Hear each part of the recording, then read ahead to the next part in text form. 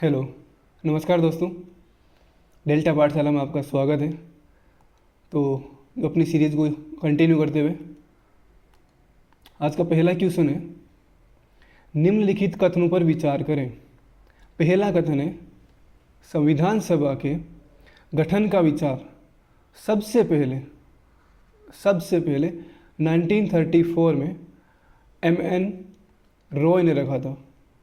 दूसरा कथन है, कैबिनेट मिशन ने पहली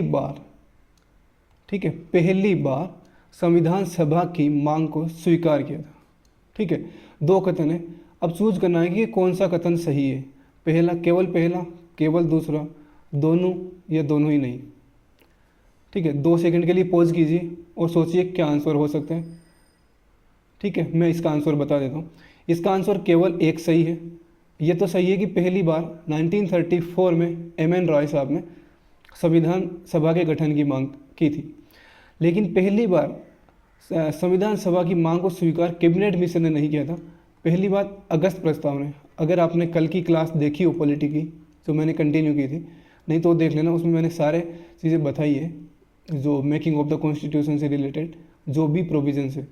तो अगस्त प्रस्ताव आया था 1940 में। ठीक है, अगस्त प्रस्ताव 1940 में संविधान सभा के गठन की मांग को सबसे पहली बार स्वीकार किया था।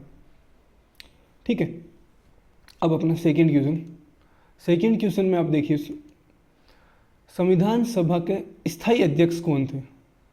ठीक है, आपको बताना संविधान सभा के स्थायी अध्यक्ष कौन थे।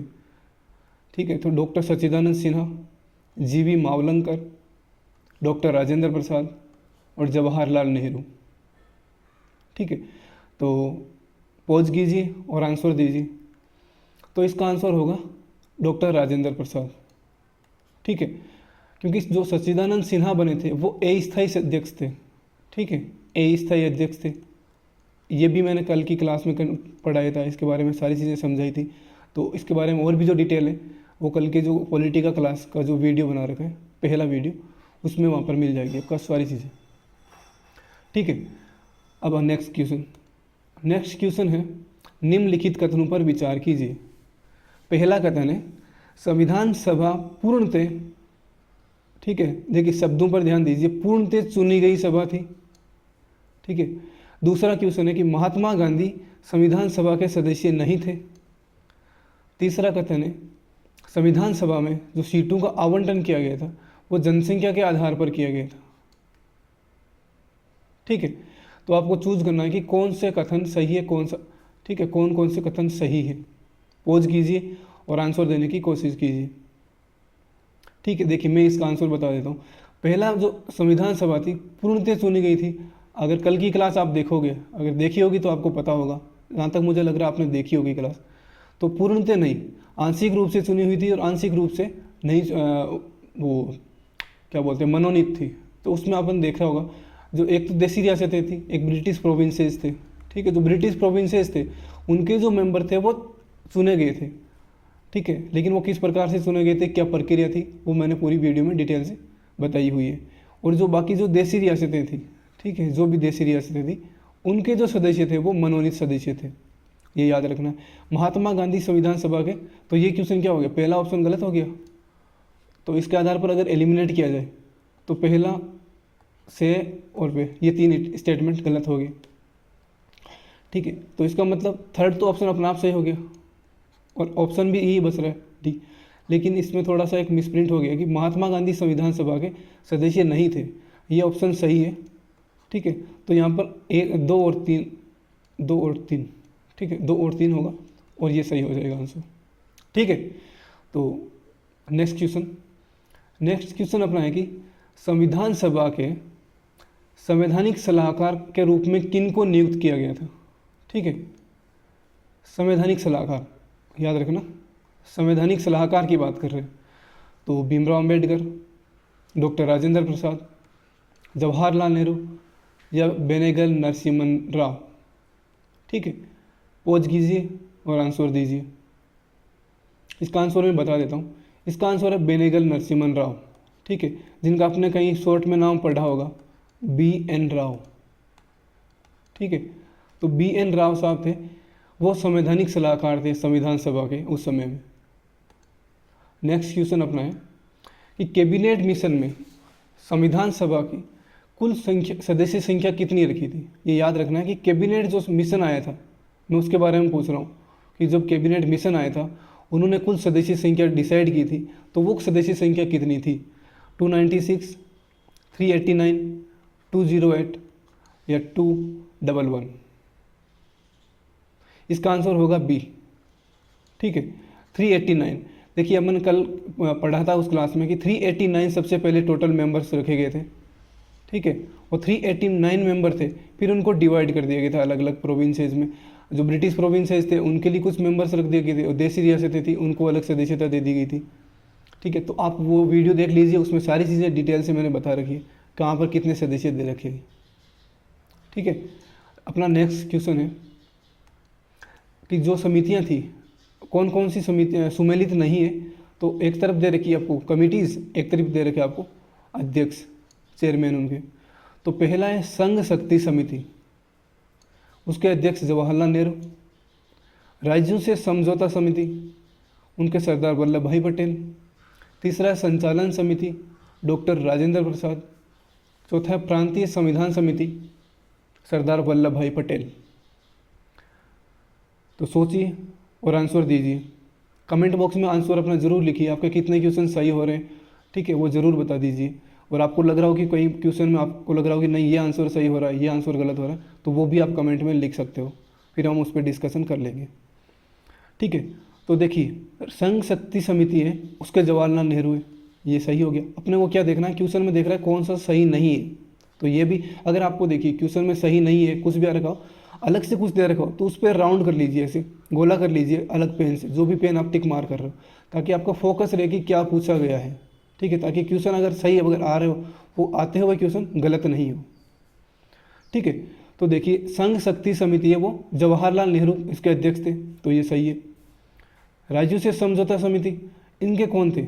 इनके जवाहरलाल नेहरू थे। ठीक है, तो ये क्या हो जाएगा, ये ऑप्शन गलत हो जाएगा। संचालन समिति डॉक्टर राजेंद्र प्रसाद साहब, सही है। प्रांतीय संविधान समिति सरदार वल्लभ भाई पटेल। ठीक है, तो इसका आंसर क्या हो जाएगा, इसका आंसर बी हो जाएगा। ठीक है, अपना नेक्स्ट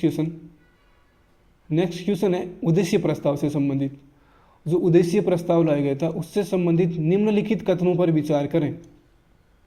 पहला कथन है 13 दिसंबर 1946 को डॉक्टर भीमराव अंबेडकर द्वारा, कौन? डॉक्टर भीमराव अंबेडकर द्वारा संविधान में पेश किया गया था, संविधान सभा में पेश किया गया था। दूसरा कथन है इसे 22 जनवरी 1947 को सर्वसम्मति से स्वीकार कर लिया गया था। सही कथन चुने। पहला केवल एक, बी केवल दो, से एक और दो, और डी है कोई भी नहीं। तो पॉज कीजिए और आंसर दीजिए। तो देखिए पहला ऑप्शन है कि 13 दिसंबर 1946, यहाँ तक तो ये सही है। ठीक है, 13 दिसंबर 1946 तक की जो ये बात कर रहा है। ठीक है, 13 दिसंबर 1946 तक, यहाँ तक ये स्टेटमेंट ठीक है।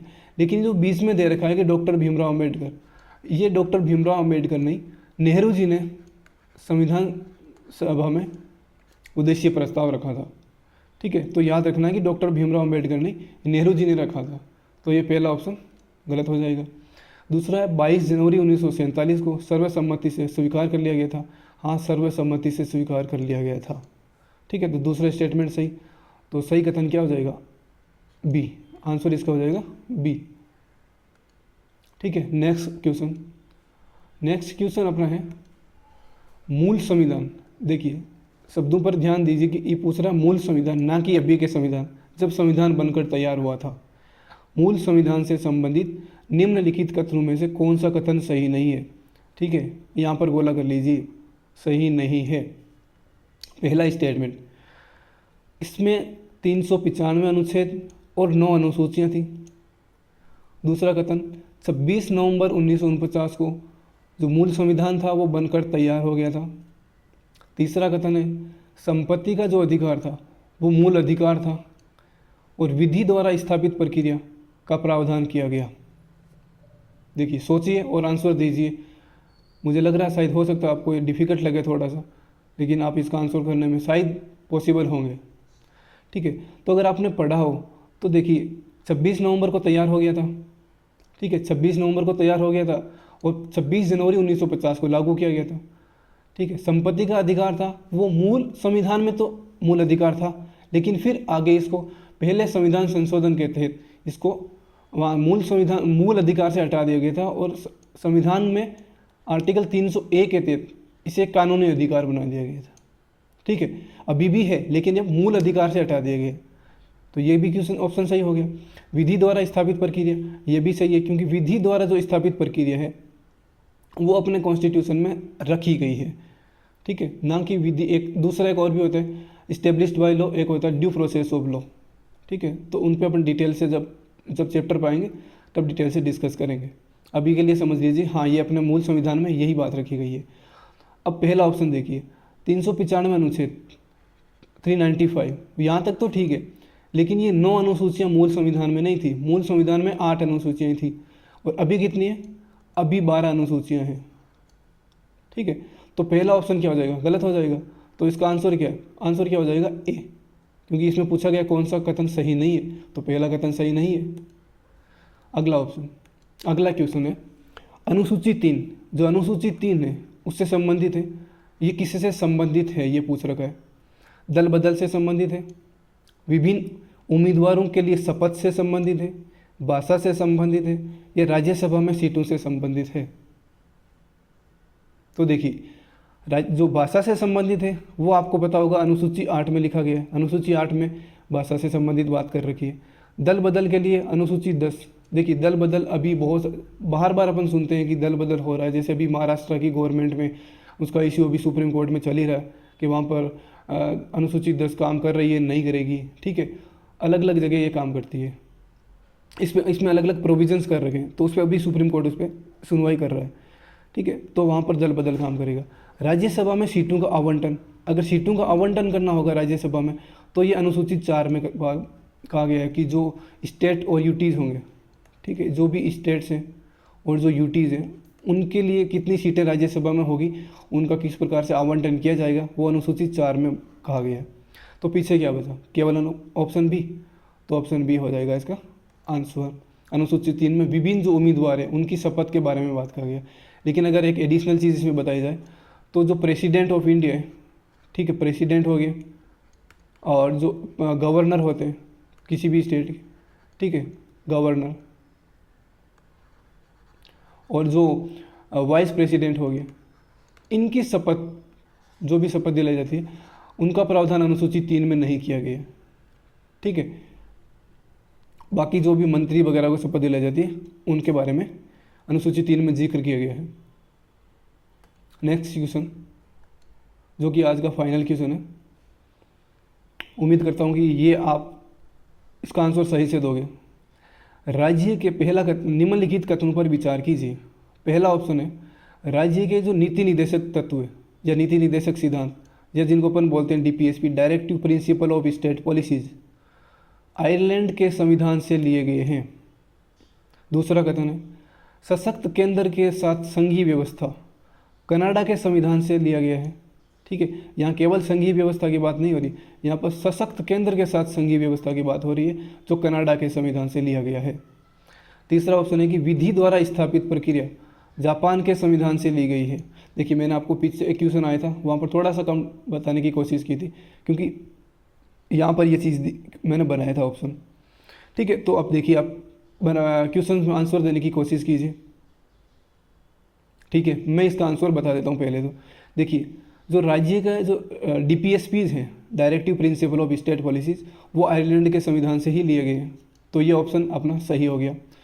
दूसरा है कि सशक्त केंद्र के साथ जो संघीय व्यवस्था है वो कनाडा से ही ली गई है भारत में, क्योंकि अपना इंडिया में जो फेडरल सिस्टम है वो क्वासी फेडरल सिस्टम बोलते हैं उसको। ठीक है, क्वासी फेडरल सिस्टम। अब क्वासी फेडरल सिस्टम का मतलब है कि ना तो पूर्णतः वो कम्प्लीटली फेडरल है, ठीक है, और ना ही कम्प्लीटली यूनिटरी सिस्टम है, क्योंकि 2 सिस्टम होते हैं गवर्नमेंट के, एक तो फेडरल सिस्टम होता है, एक यूनिटरी गवर्नमेंट होती है। तो जो फेडरल गवर्नमेंट है वो पूरी तरीके से यूएसए में काम करती है। अपन ने कुछ यूएसए की चीज़ें भी ली है, लेकिन जो यूएसए में है वो फेडरल सिस्टम तो कुछ अलग सिस्टम है। लेकिन जो कनाडा में है वहाँ पर क्या होता है कि जो सेंटर है वो ज़्यादा पावरफुल रहता है, उसके पास ज़्यादा पावर होती है, कॉन्स्टिट्यूशन में दी होती है। तो वहाँ से जो फेडरल सिस्टम है वो इंडिया ने अपनाया है, तो इसलिए दूसरा ऑप्शन सही हो जाएगा। तीसरा ऑप्शन है कि विधि द्वारा जो स्थापित प्रक्रिया है, ठीक है, इस्टेब्लिश्ड बाय लॉ कहते हैं इसको, इस्टेब्लिश्ड बाय लॉ। ये जापान के संविधान से लिया गया है, तो हाँ ये जापान के संविधान से लिया गया है। एक होती है इस्टेब्लिश्ड बाय लॉ, ये जापान के संविधान में होती है। एक होती है ड्यू प्रोसेस ऑफ लॉ, ठीक है, ड्यू प्रोसेस ऑफ लॉ, वो यूएसए में है, ठीक है, ये यूएसए के तहत होती है। तो ये अपने इंडिया में नहीं ली गई, मतलब कॉन्स्टिट्यूशन में नहीं लिया गया है। इसलिए थोड़ी सी कॉम्प्लिकेटेड चीज़ होती है, लेकिन इसको आजकल फॉलो ज़रूर करने लगे हैं सुप्रीम कोर्ट, ठीक है। तो इसका आंसर क्या हो जाएगा, डी, ठीक है। तो दोस्तों उम्मीद करता हूँ समझ में आया होगा आपको सारी चीज़ें, और नेक्स्ट वीडियो में कुछ नए क्वेश्चंस के साथ मिलते हैं।